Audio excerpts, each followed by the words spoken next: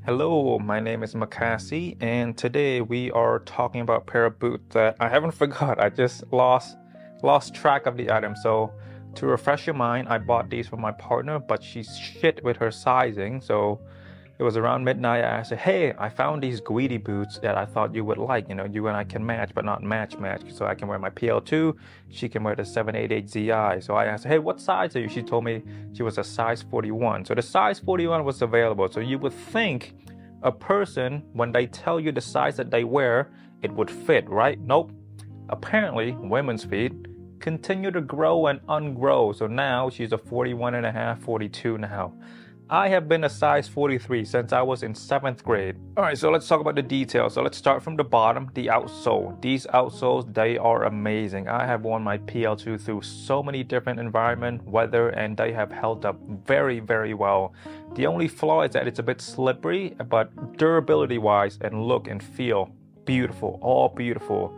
When you order your pair of Guidi boots, they also come with Vibram outsole, the fish scale. I would love for Guidi to pre-Vibram them, but I understand that some people don't want that look, so I get it, okay.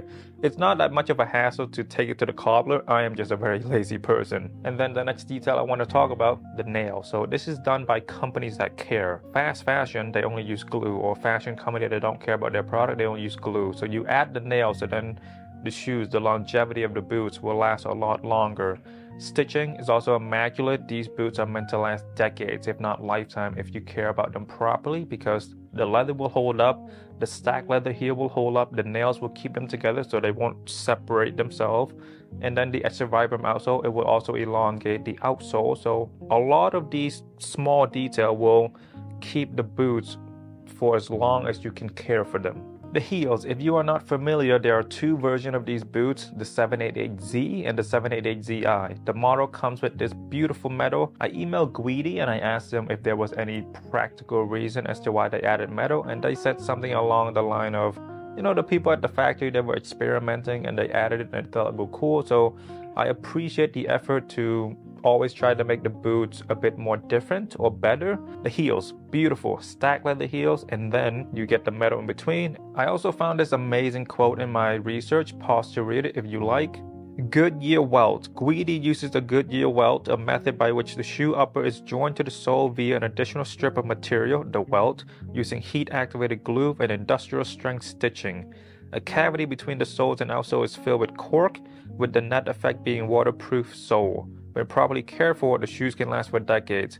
And the process of stitching the sole to the welt rather than directly into the upper make Goodyear welt easier to replace. I'm not an expert in the field. I've never made shoes. I've never visited a shoe factory or a cobbler and go see how they did it, blah, blah, blah. I've only dropped off shoes at my cobbler, so I don't know too much. I just know that Goodyear welt is like the industry high standard for method of joining the upper to the sole.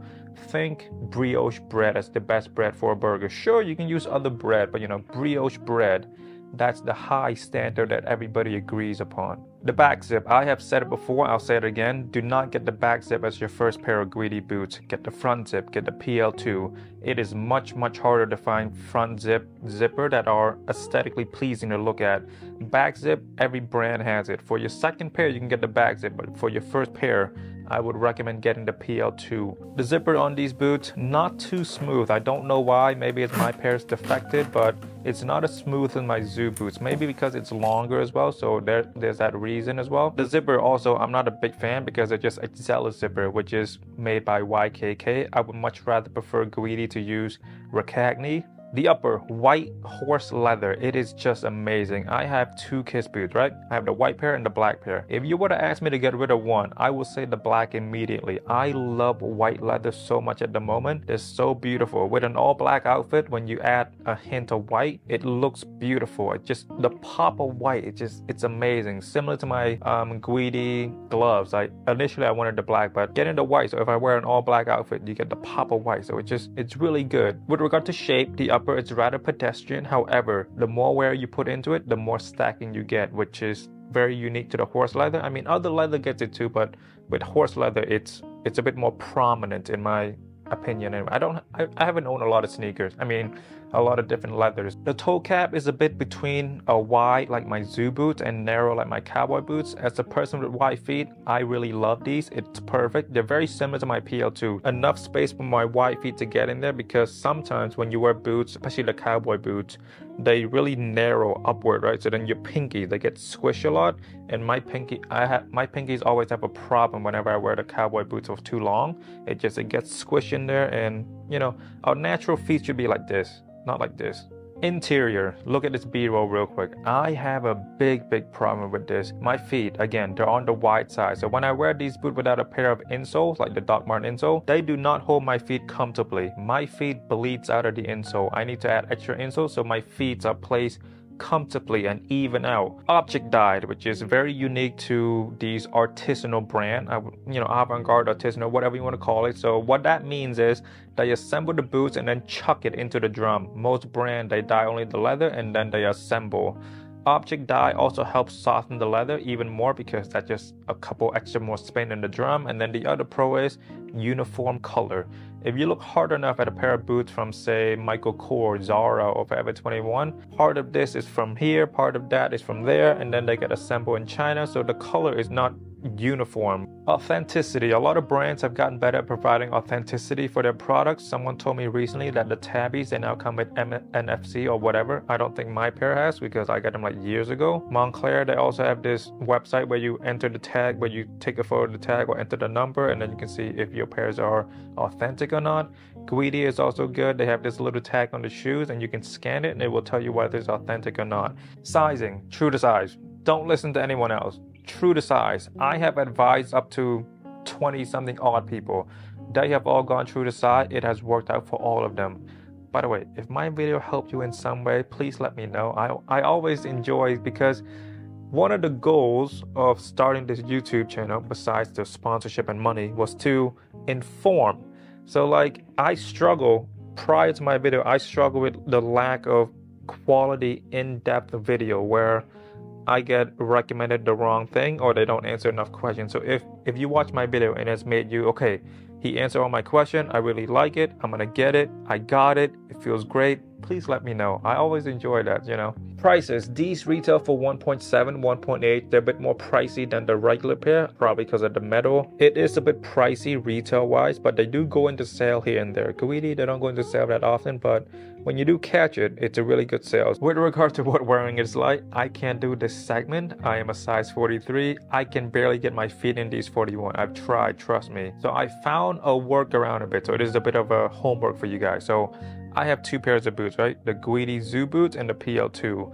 So go watch my Zoo boots to find out what wearing it is like with regard to the back zip. And then go watch my PL2 with regard to the stacked leather sole and stacked leather heel. So the only thing that's missing is the metal in between the heel. So add a slight discomfort because it truly is metal in there. And it's not hollow either. It's just a stack of leather, a stack of metal between the stacked leather. So do those homework and then you should somewhat come out with an idea of what wearing these boots are like.